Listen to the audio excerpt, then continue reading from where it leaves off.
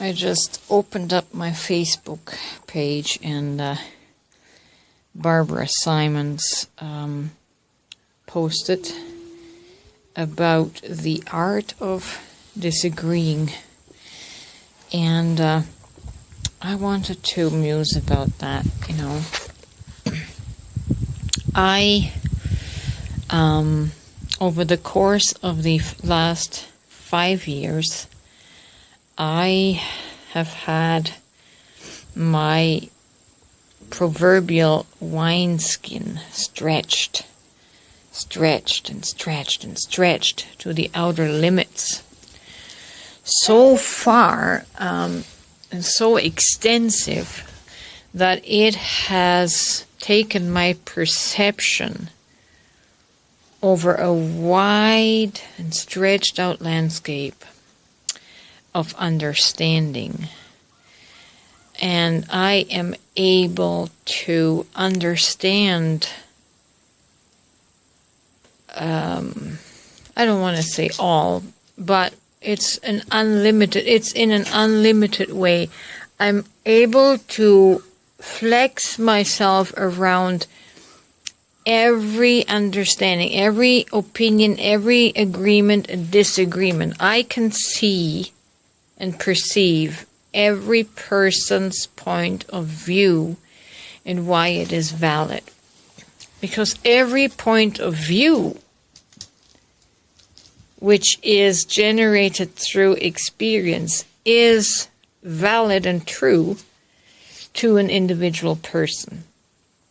It's just that the more you have your wineskin stretched across the possibilities of perceptions, the more you can agree to disagree, and the more you can disagree peaceably, because you understand that at some level what the other person says is true and is right and is correct. And I have this topic that keeps coming up for me at the moment, and that is the truth of non-duality, the stance that nothing here is real, which I can completely understand because I've had my wineskin, my psychological perception stretched into that dimension. So I understand that. I understand the concept of zeros and ones and the hologram and how everything is just imposed virtual reality. That is the way the mind functions, right? So I can agree with that, while at the same time, maybe disagree is not the right word, but I would like to expand further on that. And the issue with all of these concepts, all of these perceptions, is that we have to process them through our linear mind. Like, our linear mind is a black and white kind of processor, right? So it's always processing in ones and zeros, black and white, in very linear fashion. It has to have concrete truths. But I'm no longer functioning so much from a black and white kind of perspective and perception.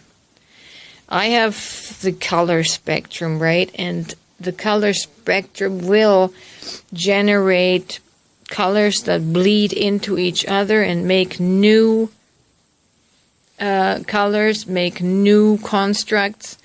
They're very fluid for me. And so while I agree on one level that nothing here is real, I also perceive that that is not the end and final truth. Again, it's not so black and white for me. While I would make the distinction that I would make the distinction between nature, like my dog right here and the horses over there. They are real. They are real consciousness embodied in physical form. What is not real are most of our perceptions. That is the illusion. That does not refer to the physical world of matter or Mother Earth. Mother Earth is real in the now, in the here. And it's been around for billions of years. So you can't say that Earth is not real on the basis of, how does the saying go? Whatever is threatened, whatever can be threatened isn't real, and whatever is temporal isn't real. Although our life, our 70, 80 years seems temporal. My dog's life of 13 to 15 years seems temporal. But the Mother Earth has been around for billions of years. We can't really call that temporal. Our life is temporal. Our consciousness here is temporal. But Earth has been around forever, one could say. So that makes nature and Earth real. Maybe more real than what we call heaven or the spiritual world. Earth is the mirror reflection of the spiritual world in the ether. And to me, that's very real.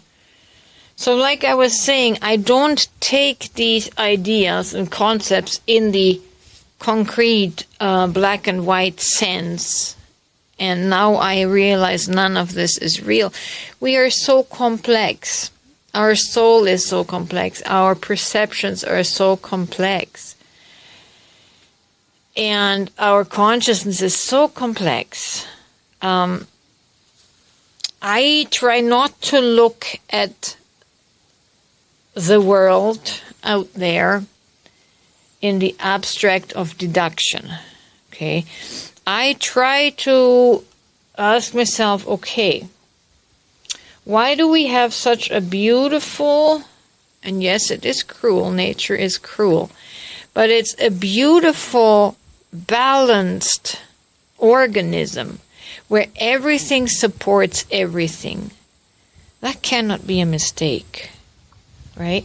So I have these kind of thoughts and feelings on the other side, which makes me not base my belief system on a mantra or even an ancient mantra that says none of this here is real. What's real is in the spirit world, but it's eternal. It's that's the problem of our mind and its perceptions, right? We are in the eternal now, right now. Therefore, everything here is real, even though my current avatar only has a lifespan of maybe 80 years. That doesn't mean I wasn't real.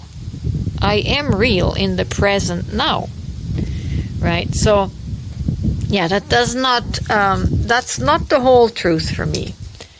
Like I said, I'm trying to find harmony. How can I harmonize that belief with the present, with what is here, and not allow my mind to create a belief system because the mind is afraid of the pain of loss, right? I know for myself, I tend to flee into the belief that nothing here is real, especially, for example, my dog. She's going to be 13 in October, provided she lives that long. As she's nearing her expiration date, I am more tempted to think in terms of her not being real, because subconsciously I want to avoid and distance myself from the emotional pain that I am going to experience with her passing. So the mind will simply create a belief system to lessen the searing pain that the soul will feel from the loss, because I have an emotional attachment to her. I love her. And for the 13 years that I have had her in my life, and she has been in my life and still is in my life, that was very real. She helped change my life. She helped change my perceptions. She helped me comprehend love at a deeper level. So, I'm talking in circles. I'm trying to capture what I'm trying to say. I don't look at belief systems in the abstract and make a concrete belief here and say nothing is real. We are just an illusion. I try to create a holistic perception for me so that I can be balanced within the harmony of physical life, if that makes sense. So our mind is always trying to divide the dimensions and just see things from one dimension. But at a very basic level, our human existence is made up of 5 dimensions. And the mind, for some reason, keeps dividing these 5 dimensions and causes us to look just through one dimension. And that's how we create these beliefs, these abstract beliefs. We have to combine and unify all 5 dimensions to get a holistic perspective of what it is we are here, if that makes sense. Sorry, it's got to be over 10 minutes long again, but I think I can finally say, okay, this is my point. This is how I want to end it.